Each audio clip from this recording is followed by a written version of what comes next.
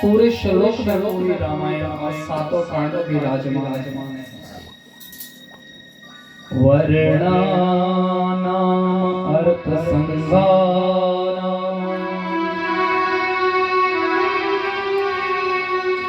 रसानाम छंदसाम अपि मंगलानां च कर्ता वंदे वाणी विनायको।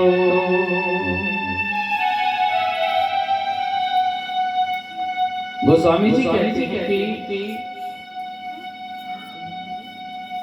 इस रामचरितमानस के 7 कांड और पहले कांड का नाम है बालकांड, दूसरे कांड का नाम है अयोध्या कांड, तीसरा आरण्य कांड, चौथा किष्किंधा कांड, पांचवा सुंदर कांड, छठा लंका और सातवां उत्तरकांड।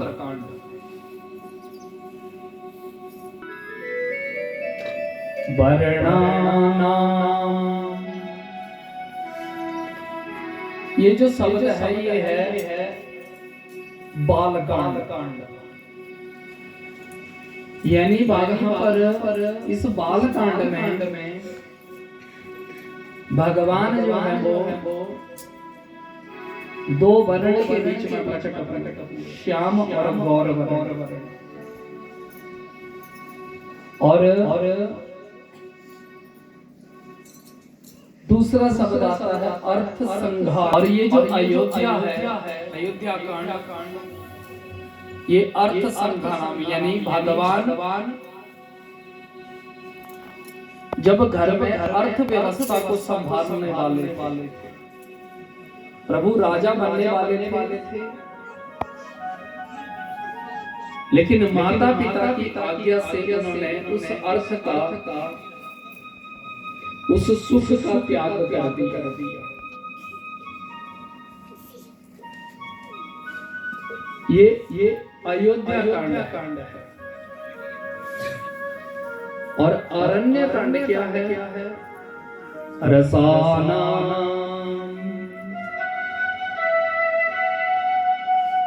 अरण्य कांड जो है, जंगल की जो यात्रा थी ना प्रभु राम जी की, ये जंगल जो है वो ये क्या है? ये है अरण्य कांड। और इसमें भगवान रस कई है, लेकिन 9 रसों की उत्पत्ति तो विशेष कहते हैं। साहित्य के बीच में जो रस बताए गए हैं, जैसे श्रृंगार रस, हास्यप्रद रस, और इनमें सबसे जो सुंदर रस है वो क्या है? श्रृंगार रस। श्रृंगार रस का मतलब क्या हुआ कि अगर आप इस सृष्टि के बीच में किसी चीज का स्तुति कर रहे हैं ना, आप इतने सुंदर हैं, ये है, बोल रहे हैं ना ऐसा, कितना सुंदर पहाड़ है, कितने सुंदर बर्फ पड़ी है, कितना सुंदर ये है, तो ये क्या है? ये है वो रस जो हमें श्रृंगार रस की, हम सृष्टि के श्रृंगार का वर्णन कर रहे हैं। कोई बात कर रहे हैं और हम हंसते हैं, उसको कहते हैं हास्यप्रद रस। बेटी की विदाई हो, वो करुणा रस।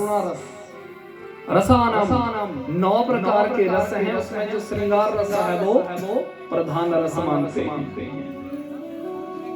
आगे छंदसाम, अगला शब्द लिखा गोस्वामी जी ने छंद। और ये छंद जो है वो ये किष्किंधा कांड है। और जैसे छंद जो होते हैं उनकी अनेक अर्थ और अनेक जातियां होती हैं छंदों की, जैसे शिखरणी छंद, मंदाक्रांता, कोटक इत्यादि। ये छंद है। और छंद कई जातियों के होते हैं। जब भगवान किष्किंधा में गए, बांदर मिले, भालू मिले, वहां कई जातियों के लोग मिले। उसके बाद अपी शब्द आया। अपी शब्द क्या है? अपी का अर्थ होता है निश्चय, और निश्चय क्या है? सुंदर कांड। जमावंत के वचन सुहाए। सुंदरकांड ये से शुरू है ना, जमावंत के वचन सुहाए। और देखो हनुमान जी ने एक अपी यानी निश्चय कर लिया कि मैंने इस समुद्र के पार जाना है। और जब निश्चय कर लिया तो ठाकुर जी ने, राम जी ने कृपा भी कर दिया। अपी का होता है निश्चय। और उसके बाद आया मंगला नाम। और ये जो मंगला नाम शब्द है ये क्या है? बोले जब भगवान लंका में गए तो लंका में जाकर के भगवान ने अपना दर्शन देके कईयों का मंगल किया। बोलो हमसे तो वो राक्षस अच्छे। बोलो हमसे तो वो राक्षस अच्छे। जो देखो राक्षस वो नाम के थे, लेकिन उनका अपना नियम था सुबह उठने का, अपना पूजा अपना के बाद शिव की पूजा करते थे।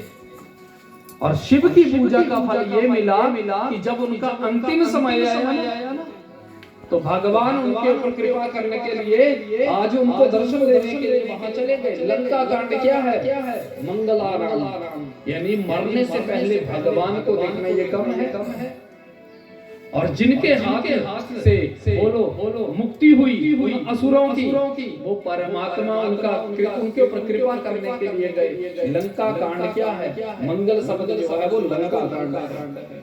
और करतारऊ अंतिम मंगला नाम कि ये जो सीताराम सरकार है ये संसार के कर्ता है। कर्ता यानी सब कुछ करने वाला, पूरी रचना इनकी है, हम तो एक मात्र जरिया है। ऐसे ही बोला वंदे वाणी विनायक। ऐसे बोला वाणी और बुद्धि के देवता, वाणी की अधिष्ठात्री देवी कौन? सरस्वती मैया। और बुद्धि के अधिष्ठात्री देवता भगवान गणपति जी। बोला इनकी हम वंदना करते हैं। क्यों?